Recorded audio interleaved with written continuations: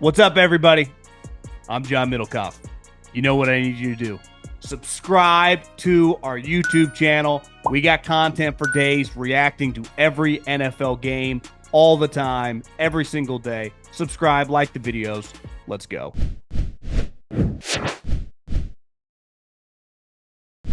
Speaking of a guy that doesn't like coming off the field, Tom Brady was a guy you guys signed in Tampa. I think Operation Shoeless Joe is what you called that thing. Yeah. Uh, there was just Dan Pompei does when he does an article. He did one about the DC Spagnola in Kansas City and one on you and Tom's relationship. Both of them are two of the better things I've read in the last probably year. Uh, there's that famous clip on NFL films where Brady's sitting in Belichick's office, and it came out like he basically went in there on a Monday or Tuesday every year of his career, every week leading in, and you became Belichick essentially, correct? I wouldn't Yeah. say that. No, let's not No, do no, that. no. I'm just saying you played that role of Yeah, going ish. over the opponent. Yeah. Yeah. Can you tell me about the nerves of that first week one 2020 meeting of presenting? Was it Tuesday afternoon when you and Tom would meet, or was it Monday? It was I guess it Tuesday. might change. It was Tuesday or Monday, depending on, the kind of the schedule for that week and the cadence for that week. And yeah, Jason came to me and said, they used to do that. And I had seen I had consumed all those things that came out in the Do Your Job, Yeah. post Super Bowl. So I was aware of that this could be a possibility. I don't think really anything prepares you for it everyone says we were teammates at Michigan. Yeah, we were teammates. We hadn't really spoken in 20 whatever years it was up to that point. So it wasn't like this was my friend walking in the building and we are just going to shoot the. Anyway, so he was like, you got to do this and, it's going to be good. And here's kind of the format that they used in New England. And, you can put your spin on it however you want. And so I had Rob McCartney, the new assistant GM there, join me because Rob's a wealth of knowledge and excellent at his job, and thought like, probably better to have two people here for Tom than to just one. And I just remember thinking like, he's like, all right, babe, he always called me babe, 1 o'clock, I'll be up there in the draft room. And he walked. And I remember thinking to myself, like, all right, let's just let it rip. And we talked about Marshawn Lattimore and Demario Davis and Janoris Jenkins and all the Marcus Williams and all the great players that the Saints had, because that's who we played week one. And he walked out and I was like, well, we'll see if he comes back. And he came back the next week. And so even though we didn't win and he threw 2 picks but it was such a fun conversation because his Rolodex of players is great. When you tell Tom like, hey, this is a great corner, he goes, well, is it Darrelle Revis? Well, no. This is a great safety. Was it this Ed Reed or Troy Polamalu? No, but he's good, and so Yeah. we always had a fun back and forth with that. Was there a moment like the Heckert moment during that first season where you're like, okay, we're on the same page here. He respects me. I feel good. I'm not maybe quote unquote nervous going in, or every week you felt like because by then, he's freaking Tom Brady, Yeah. right? So was there ever a moment, or were you always kind of just pretty on edge going into that meeting because of the just intensity of the guy, or was he more chill in that environment? I would not call him chill in that environment. I would, we had great football conversations, but always passionate, always direct.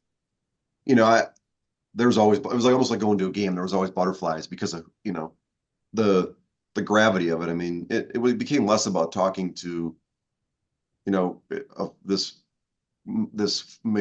quarterback. It became more about like, how can I help the Bucks be their best every Sunday? And if I can give Tom the information that he needs in a manner of which he can process it, compartmentalize it, and then use it as necessary, that that was the most important thing to Rob and myself. And it kind of came about learning the way that he liked things, the order in which he liked it, how else to describe the player to him so he could use it. And there was a couple times throughout that year that we attacked a certain player that we told him to attack that worked.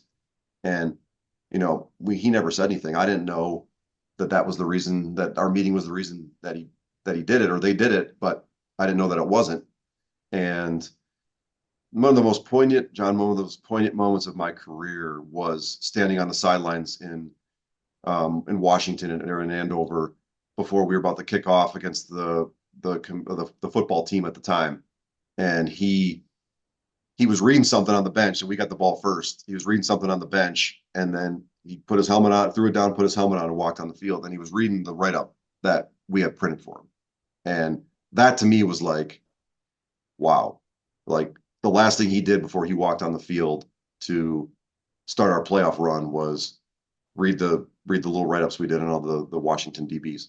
And that to me was a pretty surreal experience. I mean, who would have thought? I mean, did you realize at the time, like 4 or 5 years later, I don't know, a colleague, your boss, how you want to consider him, but like your friend, the relationship that you guys have developed. Because, like you said, you were at Michigan with him, but it wasn't. You were a walk on. You were young. He was I wasn't old. a walk on. Hold on. I wasn't a walk on. Okay, Scully. I had a My, scholarship. my Yeah. fault. I didn't Scholarship. I didn't have a decorated career, but I did I was a good enough high school player to get a scholarship. It does say undrafted on your wiki page. Did you get an invite to a camp? I didn't see. So I went to grad school. I went and got my master's degree in sports management because I'm a smart Michigan dude.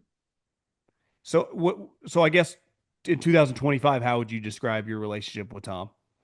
Um, yeah, I mean it's probably all those things that you said. I mean at the end of the day, like I'm not in this job because I'm his friend or we had a good time and won a Super Bowl together necessarily in Tampa. I feel like he gave me an opportunity to come interview for a job because he thought that, I could help him and coach build something that our fan base deserves and that this organization deserves, which is a winner.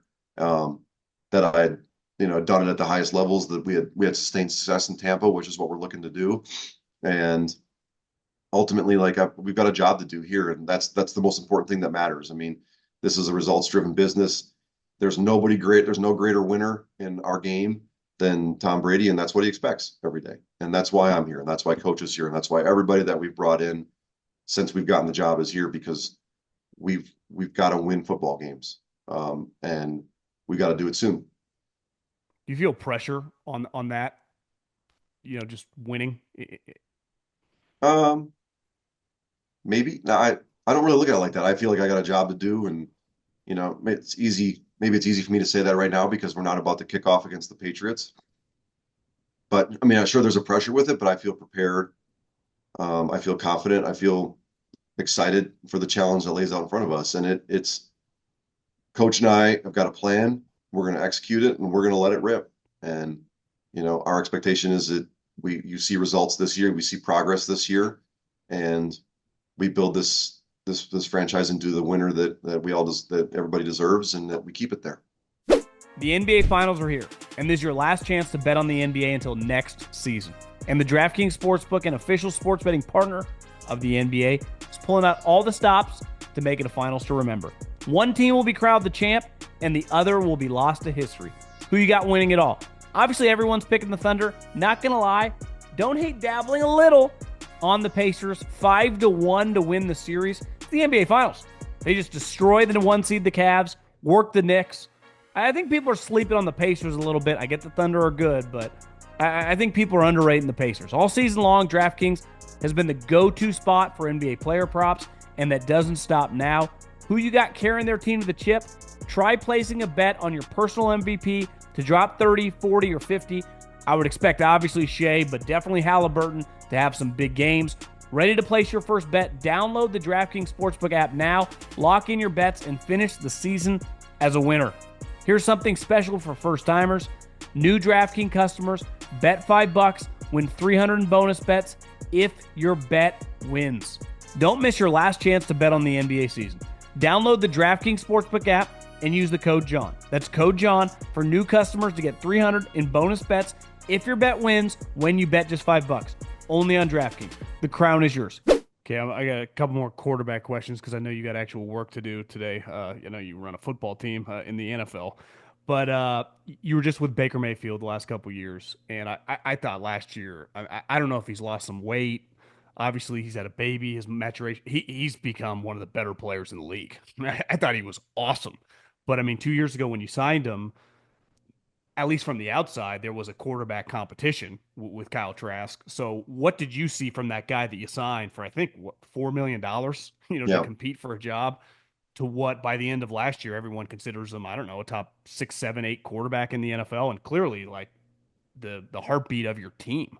Yeah, it was a competition in 2023, and it was a close competition. And I think the thing that I respect most about Baker is he didn't come in with any kind of attitude other than I'm here to compete. I'm here to give you guys my best, and I'm going to let it rip. And him and Kyle went back and forth for a while, and then really Baker found his rhythm kind of halfway through the camp and just let it rip. And I've got the most respect for Baker because he's survived a bunch of different adversity in his life, and I think each time he's grown from it. There's a self-awareness to him that I think is probably underappreciated, and he is all those things that you want as a quarterback. He can throw it. He's accurate. He's really tough. Um, if he's a little dinged up and he's going to miss a practice or sit out of a practice, you can walk by and give him a little bit of grief, and he kind of bows up on you and says, "I'm going to go out there and watch this." And the trainer's going like, "Why did you do that for? Don't." He needs to rest a little bit. Um, and I just his maturity I think stood out. He had his baby. They're making Tampa their home, and I got so much respect for him. The way he handled himself from the moment he walked in to the doors at One Buck has been exemplary. And the guys up front, the guys on the team, they love him for that. And he's authentically who he is, and he's a great dude. It feels like when Dorsey drafted him number one, a lot of it was like the moxie and the intangible stuff, which feels like it really came out for you guys the last couple of years. Like that version of that player that we saw at Oklahoma. Yeah, yeah. They just really from the start with Jason and Todd, they just told him just be yourself. Like you're a good football player. I mean, they empowered him to be himself, to let it rip, and just he's got a lot of really good players around there. He's got a great O-line. He's got a Hall of Fame, first ballot Hall of Fame receiver. He's got one of the other great receivers in Buccaneers history with Chris. And just be yourself and do your job, and it'll work out. And he has, and the results speak for themselves the last 2 years.